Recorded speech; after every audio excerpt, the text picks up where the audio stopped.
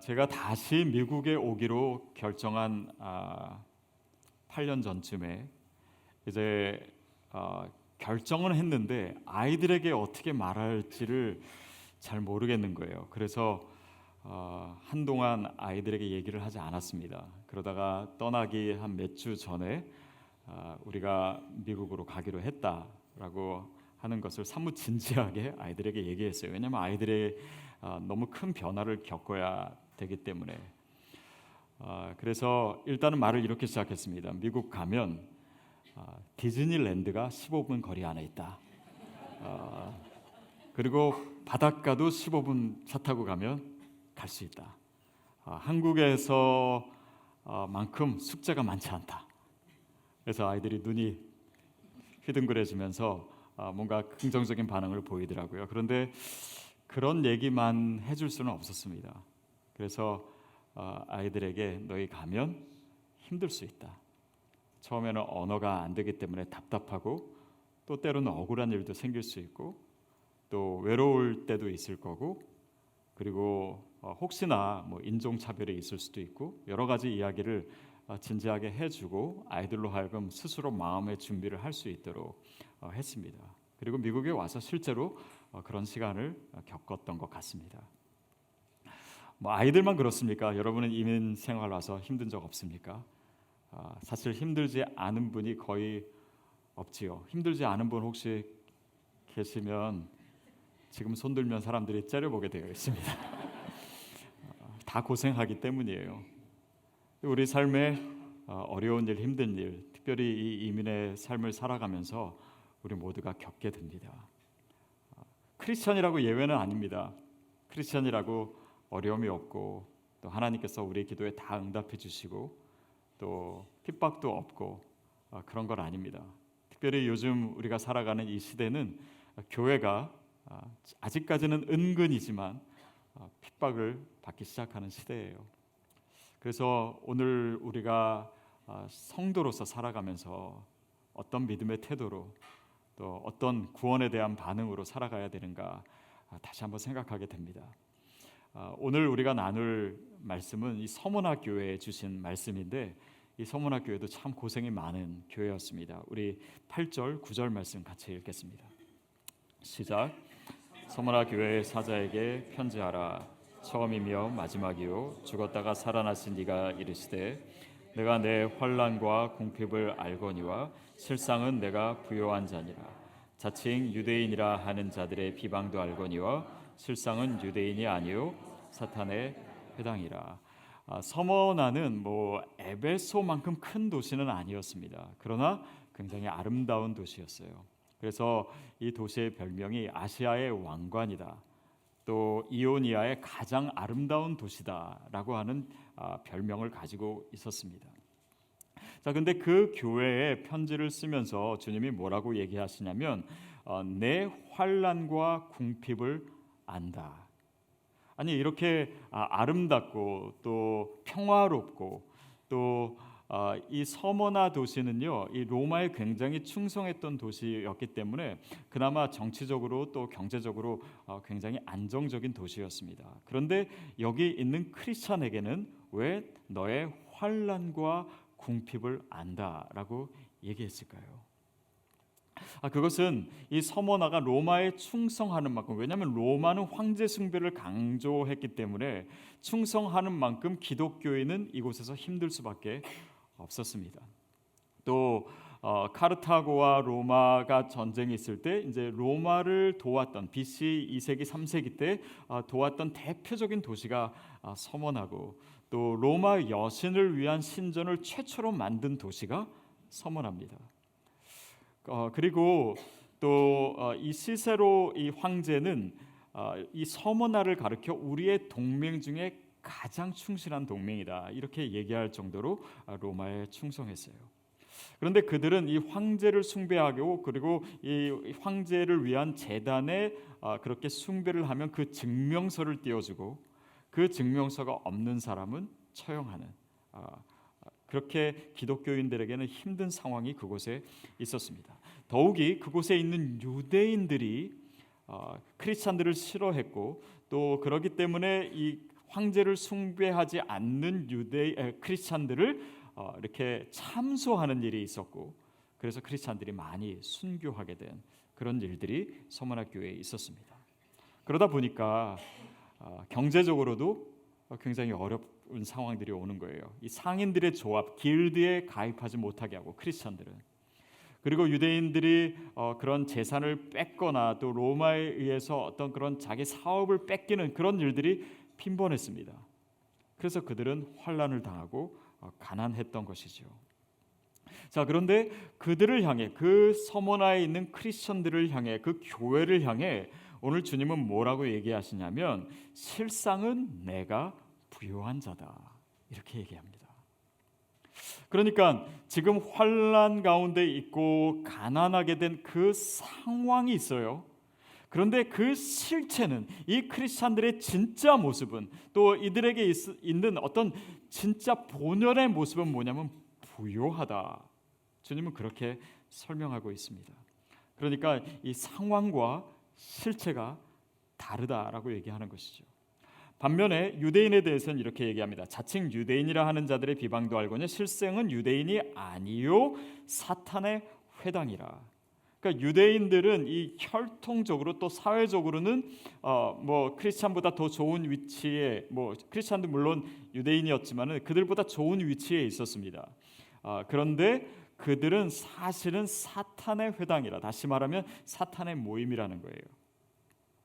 그러니까 그들의 사회적으로, 지위적으로, 혈통적으로 드러나는 그 상황은 그렇지만 그들의 실체는 뭐냐면 하나님을 대적하는 자라는 것입니다.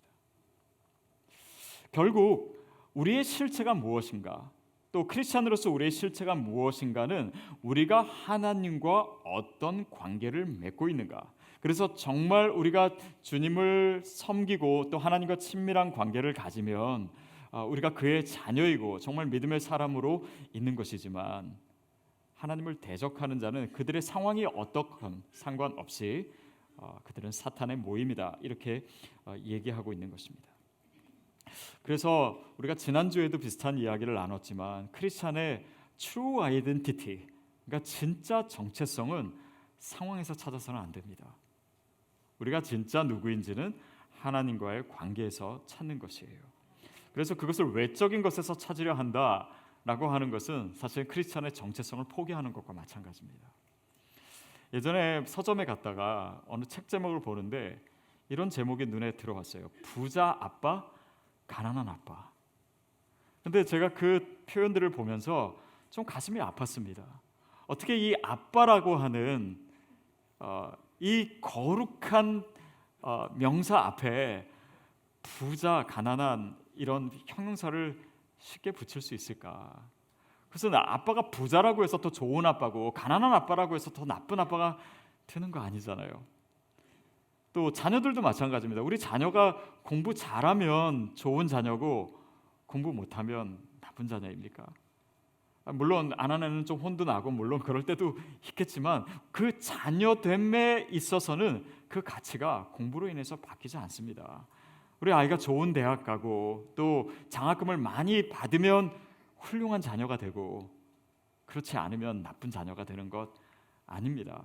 왜냐하면 거기에 가치가 있는 것이 아니라 이 관계 자체의 가치가 있는 것이기 때문이에요. 크리스찬도 마찬가지입니다. 우리가 정말 뭐 어려운 일이 생기거나 아니면 고난받고 있으면 좋은 크리스찬이 아닙니까? 아닙니다. 그럼에도 불구하고 우리가 얼마든지 하나님 앞에서 온전하고 또 정말 좋은 크리스찬으로 서 있을 수 있습니다. 또 모든 것이 잘 된다고 해서 다 좋은 크리스찬도 아닐 것입니다. 그러니까 우리가 주님과 어떤 관계가 있는가, 그 관계 속에서 내가 누구인가가 사실은 이 서문화 교회에서도 중요했던 것입니다.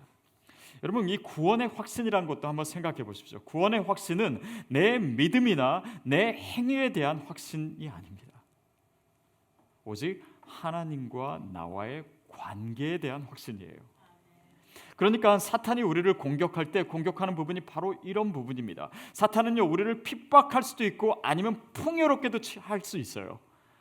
그러나 그들이 공격하는 것은 그런 상황적인 그런 모습이 아니라 우리로 하여금 하나님과의 관계에 대한 확신을 없애게 하는 것이 사단의 공격의 목적입니다. 그래서 우리를 죄짓게 만드는 거예요. 이 죄 지으면 우리가 하나님으로부터 멀어지니까, 하나님이 나와 함께 하시고 내 안에 계시다는 것이 부담스러워지니까, 그리고 우리를 풍요롭게 하든지 아니면 핍박을 해서라도 그 자체가 아니라 그것으로 인해서 우리로 하여금 하나님으로부터 멀어지게 하는 것, 하나님의 자녀라고 하는, 하나님이 내 안에 계시다라고 하는 확신을 흐려지게 하는 것이 사단의 공격의 목적인 것입니다. 그래서 복음이라고 하는 것은 하나님과의 관계에 대한 확신을 제시하는 것이에요. 그것이 예수 그리스도의 십자가이고, 그로 인해서 하나님과 우리와의 관계가 회복된 것이 아닙니까? 여러분, 세상의 어떤 종교에서 이렇게 하나님과의 친밀한 관계를 얘기하는 데가 있습니까? 이것이 바로 하나님이 우리에게 주시는 비교할 수 없는 은혜요 선물인 줄로 믿습니다. 그 관계 안에서 오늘 내 상황에 의해서 내가 규정되는 것이 아니라 하나님께서 나를 위해서 하신 일, 예수 그리스도께서 나를 위해서 행하신 그 복음의 진리 위에서 나를 보는 것, 그것이 바로 크리스천입니다. 그게 바로 그 의식과 그 정체성이 바로 환난 가운데 있는 서머나 교인들에게 필요했던 것이에요. 그러면서 예수님의 모습을 8절에서는 이렇게 얘기합니다. 어떻게 얘기하냐면 처음이며 마지막이요 죽었다가 살아나시니. 여러분, 예수님은요 알파와 오메가이십니다. 처음과 마지막이에요. 그분에게 모든 것이 나오고요, 그분으로 모든 것이 돌아갑니다. 우리 인생의 모든 결말을 그분은 알고 계세요. 그분이 우리의 삶을 인도하고 계십니다. 그래서 이 고난당하고 있는 서머나 교인들에게 이 예수님에 대한 표현은 그 미래에 대한 확신을 주는 것이에요. 또한 죽으셨다가 살아나십니다, 이렇게 표현하고 있습니다. 여러분, 예수님은요 단지 죽을 뻔하다가 살아나신 분이 아닙니다. 아니면 그냥 정말 죽다 살아났다, 이런 표현이 아니에요. 그분은 죽으셨습니다. 하나님의 아들이 죽으셨어요. 여러분, 많은 이전의 신학자들은요 하나님을요 고통받을 수 없는 하나님으로 생각했습니다. 그분은 완전하신데 그분은 전능하신데 그분이 뭐가 아쉬울 게 있어, 그분은 고난당할 수 없어. 그러나 하나님은 그런 하나님이 아닙니다. 그분은 아들 예수 그리스도를 우리에게 내어주심으로 그 고난에 함께 하신 분이에요. 그분은 아들 그리스도와 함께 고난당하신 뿐만 아니라 오늘 우리의 고통의 자리에 함께 하시는 분이십니다. 그것을 위해서 예수 그리스도가 우리 가운데 오신 것이에요. 그분은 죽으셨어요. 그렇기 때문에 우리의 아픔과 우리의 고난과 우리의 죽음을 그분은 알고 계십니다. 그러나 그분은 또한 죽으셨을 뿐 아니라 부활하셨습니다. 그분은 그 모든 절망과 죽음을 이기고 승리하신 분이에요. 그렇기 때문에 그분의 승리와 영광이 오늘 그의 자녀인 우리에게, 우리가 예수를 믿어서 그와 연합된 우리에게도 주어진다라고 하는 것을 믿는 것이 크리스천의 믿음입니다. 이것이 왜 중요하냐면요, 부활하신 예수님, 승리하신 예수님, 다시 사신 예수님은 오늘 우리의 십자가의 의미를 바꿔놓기 때문입니다. 이것은 단지 실패가 아니고, 이것은 단지 죽음이 아니고 하나님의 승리와 하나님의 영광을 위한 도구이다라고 하는 의미를 주기 때문이에요. 그것이 오늘 우리의 삶에 주어진 십자가의 의미인 줄 의미라고 믿습니다. 그래서 십자가만 생각하는 것은요 크리스찬의 믿음이 아닙니다. 부활에서 십자가를 생각하는 것이 크리스찬이에요. 그것이 우리의 믿음이기 때문에 오늘 우리가 십자가와의 상황 같은 고난 가운데 있을지라도 승리자로 살아가는 데는 이유가 바로 거기에 있습니다. 그 영광을 소유한 자로 오늘 살아가는 것, 그것이 크리스찬의 삶이라고 하는 것이죠. 자, 그러면서 내가 너희의 환난과 궁핍을 안다라고 얘기하시고 또 자칭 유대인이라 하는 비방도 안다라고 얘기하십니다. 여기서 사용된 단어는 이 기노스코라고 하는 단어인데 이것은 단지 지식적인 삶이 아니라 체험적인 삶이에요. 예수님께서 고난 당하셨기 때문에 우리의 고난을 체휼하시고 아시는 것처럼 또한 이것은 단지 우리가 힘들었지, 아프지, 슬펐지 그 마음을 이해해주는 아는 것을 넘어서서 다시 살아나시니, 다시 말하면 어떻게 승리하는지조차 알고 계시는 하나님이라는 거예요. 그것이 바로 예수 그리스도를 통해서 우리에게 주어진 계시입니다. 결국 예수님이 십자가에 달려 죽으셨다, 그리고 부활하셨다라고 하는 것은 오늘 그분을 믿는 우리에게 진정한 소망이 된 것이에요. 그분이 아시기 때문입니다. 그분은 아픔도 죽음도 아시고 어떻게 승리할 수 있는지, 어떻게 이 죽음 가운데서 일어날 수 있는지, 우리가 이 절망 가운데 어떻게 승리할 수 있는지도 또한 우리에게 알려주시는, 아시기 때문에 알려주시는 분이세요. 그분이 우리의 소망입니다. 그러니까요, 크리스찬인 우리의 삶도요, 그분의 부활과 승리에 동참하는 삶으로 또한 우리가 그분이 우리에게 소망이 되신 것처럼 우리 또한 다른 사람에게 소망의 증거가 되는 것입니다. 저희 교회 MC 중에 MC 멤버 한 분이 지금 이제 암투병 하고 계세요. 근데 어떻게 일부러 그렇게 된 건 아닌데 그 MC 안에 한 10년 전, 근데 그 암투병을 통해서 완전히 완치가 되신 분이 계신 거예요. 그러니까 얼마나 위로가 되고 또 도움이 되는지, 정말 하나님께서 이렇게 또 묶어주셨구나, 그런 생각을 했습니다. 자, 보세요.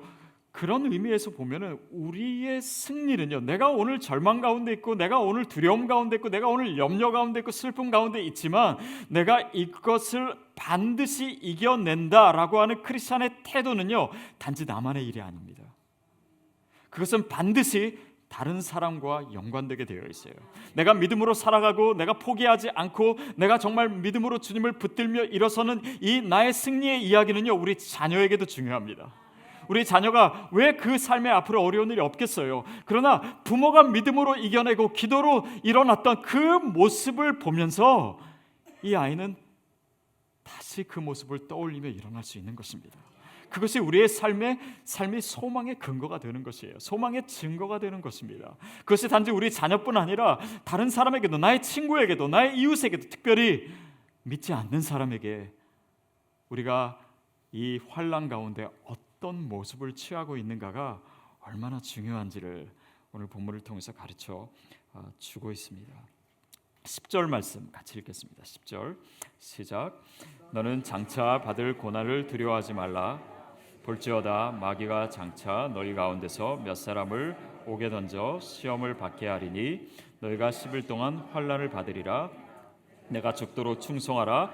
그리하면 내가 생명의 알을 내게 주리라. 고난을 두려워하지 말라. 이 말은 그냥 단지 이 감정 상태와 마음 상태를 얘기하는 것이 아닙니다. 실제로 서머나 교회에는 고난이 있었고 핍박이 있었고 크리스찬의 순교가 많았습니다. 그러나 그것을 두려워하지 말고 오히려 그것을 대면하라. 여러분, 크리스찬은요, 고난이 없는 사람들이 아닙니다. 크리스찬들은 오히려 그 고난을 바라보며 대면하며 이기기로 마음먹은 사람들이 크리스찬입니다.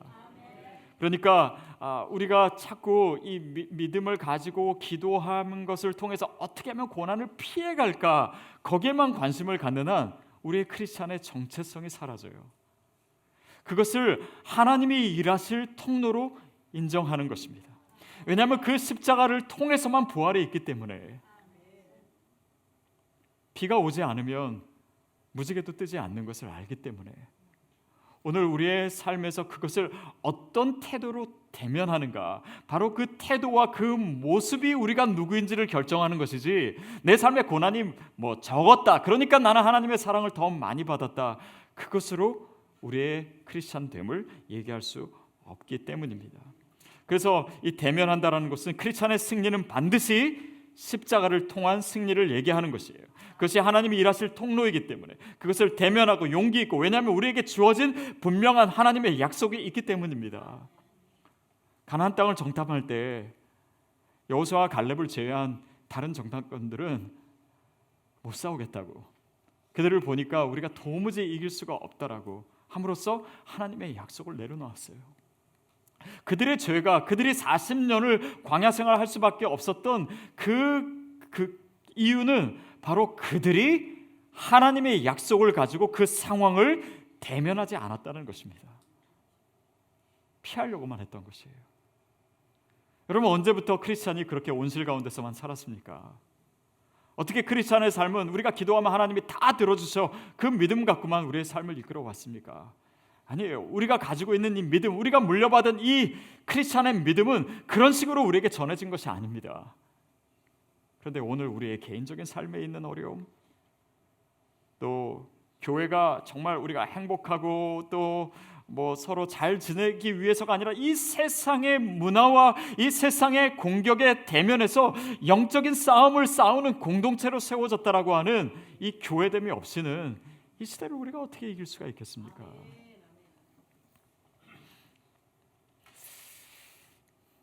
10절 말씀에서 그 뒤에 뭐라고 나냐면 네가 죽도록 충성하라. 죽도록 충성하라. 고난을 두려워하지 마라. 역경을 두려워하지 마라. 심지어는 죽음도 두려워하지 마라. 이 충성하라라고 하는 것은 이 꽉 채워진 믿음을 얘기하는 것입니다. 거기에 다른 여지가 들어갈 수 없는 그런 믿음을 하나님께서 요구하시는 거예요. 이 환난 가운데 있는 서문화 교회는 바로 그런 믿음이 필요합니다. 여러분, 우리가 살고 있는 이 21세기 이 미국은요, 다시금 기독교가 핍박의 대상이 된 상황으로 돌아갔습니다.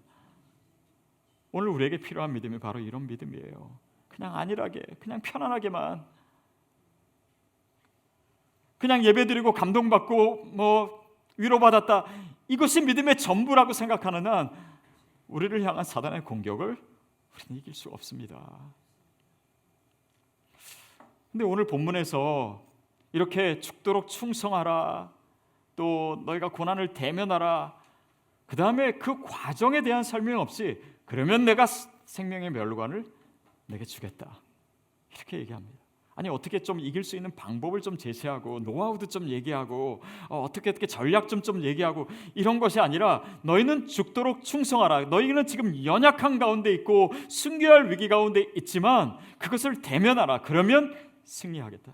그러면 면류관을 주겠다. 예수님 그렇게 약속하세요. 그래서 이 고난과 하나님의 영광을 대비시켜서 얘기하고 있습니다. 다시 말하면 이 약한 서머나의 교회와 죽었다 살아나신 이, 그리고 1장에 보면 그리스도의 영광스럽고 강한 모습들이 나오거든요. 그 주님의 모습을 대비시켜서 얘기하고 있어요. 그것이 바로 이 요한계시록에 나타난 교회론의 주제입니다. 다시 말하면 교회는 약해요. 교회 자신을 보면은 지금 핍박 가운데 있습니다. 그러나 그리스도는 강하시기 때문에, 그분은 십자가를 이기시고 부활하신 분이시기 때문에, 그분은 세상을 다스리시는 분이시기 때문에 우리는 약하지만, 우리는 핍박 가운데 있지만 하나님의 역사는 반드시 나타날 것이다. 그것이 오늘날 교회들에게, 또 그 당시의 교회들에게 주님께서 변함없이 말씀하시는 거예요. 결국 이러한 대비는 하나님의 능력을 드러내기 위한 것입니다. 시드 교회를, 전에 있던 교회를 사임하고 시드 이제 개척을 하면서 이 눈에 보이는 것이 하나도 없더라고요. 그래서 보니까 시드 교회 목사님 개척하시는데 같이 하고 싶습니다. 그런 분들은 한 10명 정도 있었어요. 10명.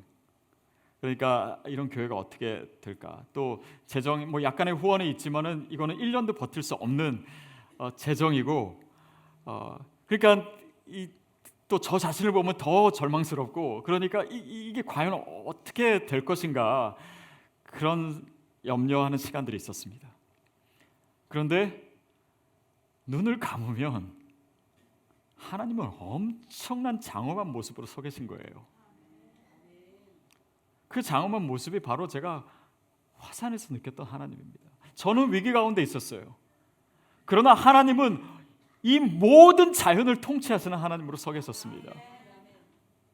그러니까 제가 하나님을 경외하지 않을 수 없는 그런 이 압도하는 하나님의 임재와 하나님의 능력과 하나님의 그 강하심, 그것이 저는 시드 교회를 시작하신 하나님의 능력이라고 믿습니다. 저는 그런 면에서 시드 교회가 모든 개척하는 목사님들의 소망이 되어야 된다고 믿습니다. 이 어두운 시대에 교회를 시작하는 분들에게, 또 신학생들에게 소망이 되는 교회가 되어야겠다. 그리고 이 시대에 교회들이 어렵고 또 힘든 일들이 많지만 교회만이 세상의 소망이다라고 하는 것을 하나님께서 드러내시기를 원하신다. 그래서 시드 교회를 세우셨다고 믿습니다. 저 자신을 보면 여전히 걱정이 많습니다. 그러나 하나님은 강하신 분이에요. 그게 계시록의 교회론입니다. 그것이 시드 교회의 교회론이에요. 누구의 능력으로, 누구의 경험으로 할 수 있는 교회가 아닙니다. 저도 모든 것을 다 새롭게 해요. 저의 경험에 근거한 목회 철학이 아닙니다.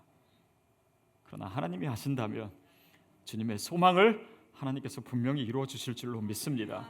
여러분, 그것이 복음의 비밀이에요. 우리는 죄인입니다. 우리는 아무것도 할 수 없어요. 우리는 죽을 수밖에 없는 죄인입니다. 그러나 하나님의 전적인 능력이 저와 여러분에게 임해서 그 그리스도의 능력으로, 그 십자가의 능력으로 우리가 구원받은 것입니다. 그것이 승리의 비결이에요. 그 동일한 원리가 오늘 우리의 삶에도, 오늘 우리의 교회에도, 우리의 가정에도 여전히 흐르고 있는 것을 저희는 믿습니다. 11절 말씀입니다. 11절 시작. 귀 있는 자는 성령이 교회들에게 하시는 말씀을 들을지어다. 이기는 자는 둘째 사망의 해를 받지 아니라. 이것이 바로 성령이 우리에게 하시는 얘기예요. 사람의 이야기가 아닙니다. 사람의 통계로 얘기하는 것이 아닙니다. 세상의 얘기가 아니라 성령께서 그 복음을 통해서 우리에게 말씀하시는 그 음성을 우리가 지금 듣고 있는 것입니다. 그런 자는 둘째 사망의 해를 받지 않을 것이다. 첫째 사망의 해, 이들이 순교했습니다. 눈에 보이는 고난이 있었어요. 우리 삶에도 여전히 있습니다. 그런 것들을 얘기하는 것이 아니라 둘째 사망의 해를 받지 않을 것이다. 그것이 너희가 승리할 것이다 라고 하는 증거요, 또 오늘 우리가 가져야 될 더 강한 믿음입니다. 서머나 교회는 그 교회 감독이었던 이 폴리캅이라고 하는 사람으로 유명합니다. 한참 교회에 핍박이 있을 때 이 폴리캅은 그 교회 감독이었고, 또 수많은 사람들이 이제 짐승의 먹이로 잡혀 가서 처형되고 그랬을 때 결국 이 폴리캅도 체포가 됐습니다. 그리고 그 로마 총독이 이 폴리캅에게 이렇게 얘기했어요. 시저의 이름으로 맹세하고 그리스도를 욕하라. 이렇게 잡혀올 때 또 유대인들이 이 폴리캅을 참소했기 때문에 유대인들이 이 사람을 화형에 처하게 하려고 장작들을, 안식일에도 불구하고, 안식일임에도 불구하고 장작들을 가져올 만큼, 그러니까 그때 그 상황이 그랬습니다. 그때 그리스도를 욕하고 그 시저의 이름으로 맹세하고 그리스도를 욕하라라고 했을 때 이 폴리캅이 그때 나이가 86세였습니다. 그때 뭐라고 대답했냐면, 내 나이 이제 86세입니다. 그러나 이 86년 동안 하나님은, 그리스도는 한 번도 나를 실망시킨 적이 없습니다. 그런데 어떻게 내가 이 나이가 되어서 그리스도를 모독할 수 있습니까? 당신의 처형을 빨리 행하십시오. 오히려 그 처형을 보채서 그 화형장으로 달려갔다라고 하는 유명한 이야기가 있습니다. 환난 가운데 있었습니다. 그러나 그에게 있어서 하나님은 어떤 모습이었습니까? 그의 평생을 신실하게 동행하셨던 하나님. 그 어떤 환난도 하나님의 사랑에서 나를 끊을 수 없다라고 하는 그 하나님과의 친밀한 관계, 그것이 바로 오늘 그로 하여금 그때 그 자세와 믿음의 태도를 취하게 했던 것이에요. 여러분, 우리가 여전히 어려운 상황 가운데 살아갈 수 있습니다. 그러나 그때 지금의 상황에서 하나님은 우리에게 있어서 누구십니까? 그분은 어떤 능력을 가지신 분이고 얼마나 신실하신 분이십니까?